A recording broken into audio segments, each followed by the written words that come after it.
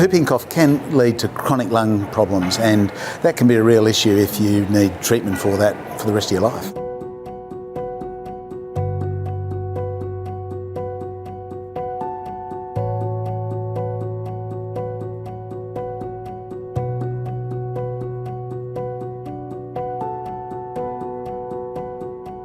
When a baby contracts whooping cough, it gets severe respiratory problems and it can even die.